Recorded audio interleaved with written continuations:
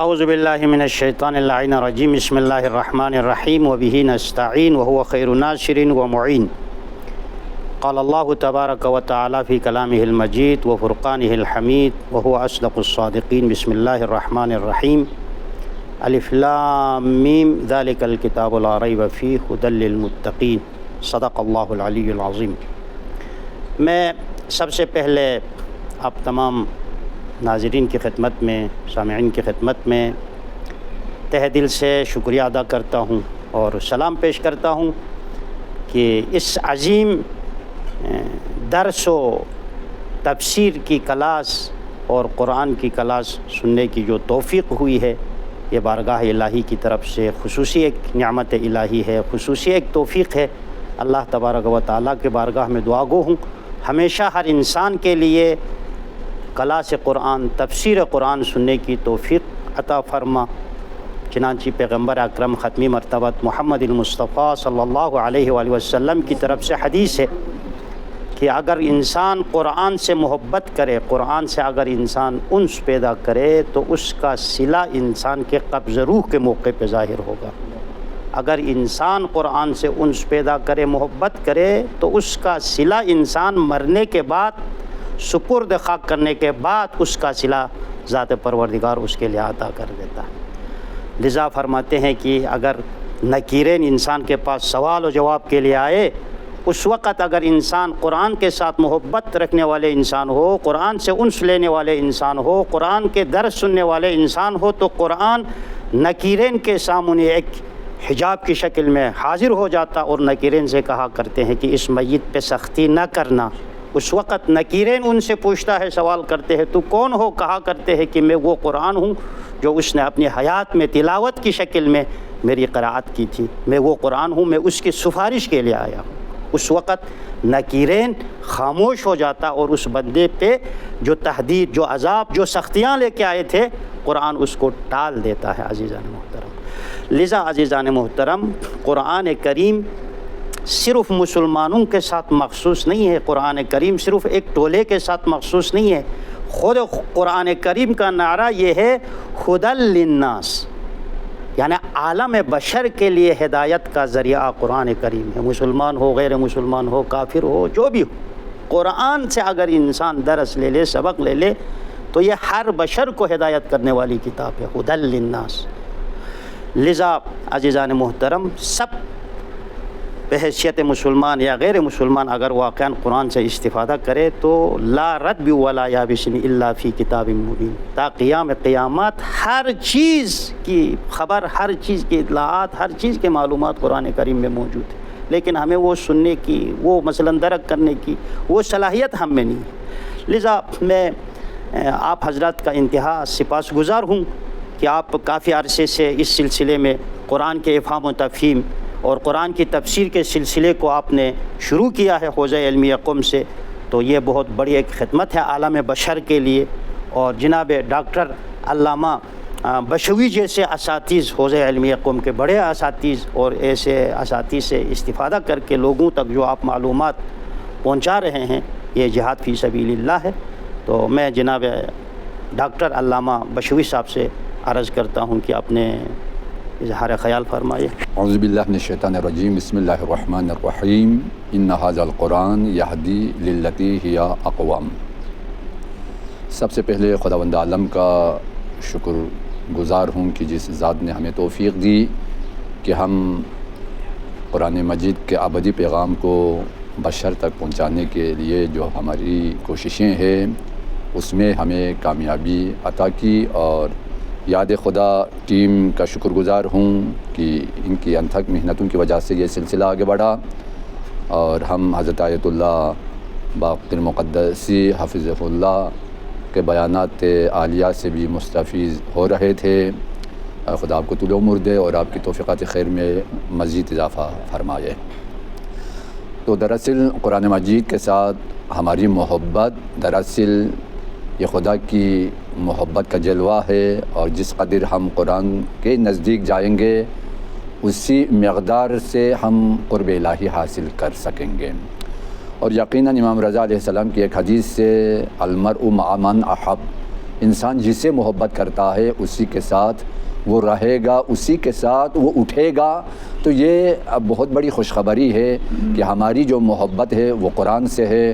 تو یقیناً قرآن سے محبت کرنے کی وجہ سے ممکن ہے بعد میں ہم قرآن کو چھوڑیں، لیکن قرآن ہمیں نہیں چھوڑے گا۔ قرآن ہر جگہ ہمارا ساتھ دے گا۔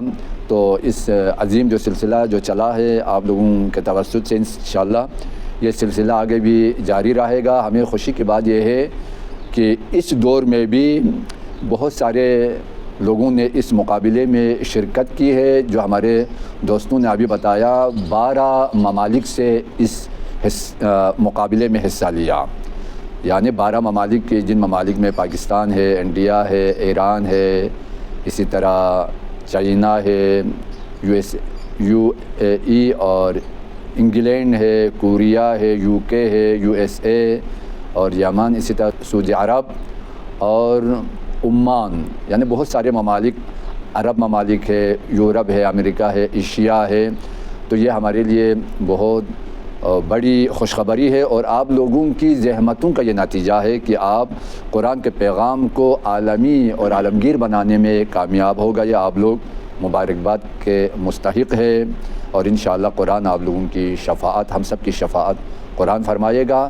تو یہاں پر ہم زیادہ طول دینا نہیں چاہتے، تو آپ قارئین اور ناظرین بھی نتیجے کا بھی انتظار کر رہے ہیں۔ دراصل نتیجہ کوئی دراصل انعام، یہ کوئی آپ کے لیے دراصل اس کا جو مقصد ہے قرآن کی تعلیم کو عام کرنے کے لیے ہے، وگرنہ اس کی اپنی کوئی حیثیت نہیں ہے، لیکن اس کے ذریعے یہ ایک بہانہ ہو جائے کہ لوگ زیادہ سے زیادہ قرآن کریم کے قریب آ سکے۔ تو انشاءاللہ اصل آپ کا جو انعام ہے وہ خود ذات پروردگار آپ کو عطا کرے۔ آپ نے جو مطالعہ کیا، آپ نے جو سنا، آپ نے جو سمجھا، بہرحال قرآن کے ایک لفظ کا ثواب بھی انسان عطا کرنے سے عاجز ہے، ذات پروردگار خود اس کا اجر دے گا۔ تو یہاں پر جس خوش قسمت انسان نے پہلی پوزیشن حاصل کی ہے، البتہ جن لوگوں نے 100% اس مقابلے میں نمبر لیا ہے ان کی تعداد 100 سے اوپر ہے۔ تو بہت زیادہ لوگوں نے شرکت کی ہے، تو ہم حضرت آیت اللہ سے یہ تقاضا کرتے ہیں کہ پہلے انعام آپ ادھر سے اس خوش قسمت کا نام چن لیجئے کہ کس کا نام آتا ہے پہلے انعام کے طور پر۔ بسم اللہ الرحمن الرحیم وبہ نستعین وہو خیر ناصر ومعین۔ میں آپ حضرات کی اجازت سے انہی افراد میں سے ایک آدمی کا نام چنتا ہوں، انشاءاللہ بارگاہ الہی میں قبول فرما۔ خدمت عزیز، بسم اللہ۔ جی بسم اللہ الرحمن الرحیم۔ جس خوش قسمت کا نام آیا ہے وہ ہے جناب فرقان عباس ورد لکھا دینو حیدرآباد۔ البتہ یہ نہیں پتہ حیدرآباد پاکستان کا ہے یا حیدرآباد ہندوستان کا ہے۔ اچھا ہندوستان سے ہے ہمارے اس عزیز کا تعلق، ان کے لیے بہت بہت مبارک ہو۔ جی اب میں جناب علامہ ڈاکٹر بشوی سے تقاضا کرتا ہوں کہ دوسرے خوش قسمت کا نام معین کیجیے۔ بسم اللہ۔ احسن۔ بسم اللہ الرحمن الرحیم۔ مائنور زینب ولد جعفر عباس جہلم، دوسرے نمبر پہ۔ ماشاء اللہ بہت مبارک ہو۔ جہلم سے ہے یہ خواہر عزیز۔ تو ہم حضرت آیت اللہ سے تقاضا کرتے ہیں کہ آپ تیسری پوزیشن والے کا۔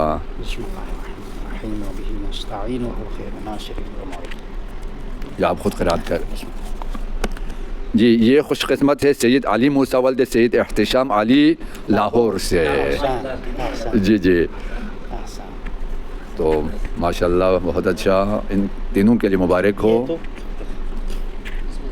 اب ہمارے دوسرے پانچ افراد کا نام لیں گے کہ جو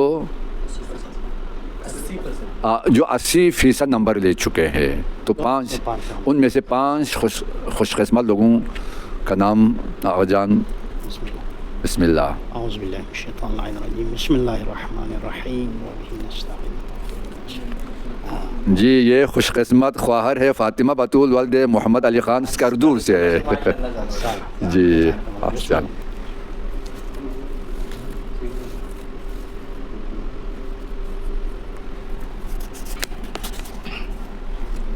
بسم اللہ الرحمن الرحیم۔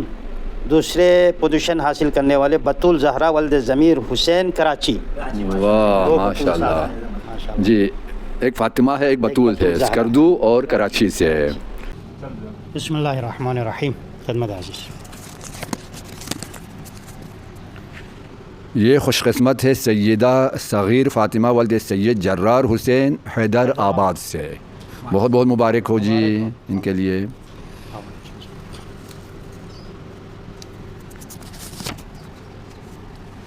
اعوذ باللہ من الشیطان اللعین الرجیم. بسم اللہ الرحمن الرحیم. یہ خوش قسمت معصومہ رباب ولد مسرت حسین سرگودا. ماشاء اللہ ماشاء اللہ ماشاء اللہ. ابھی ایک باقی ہے.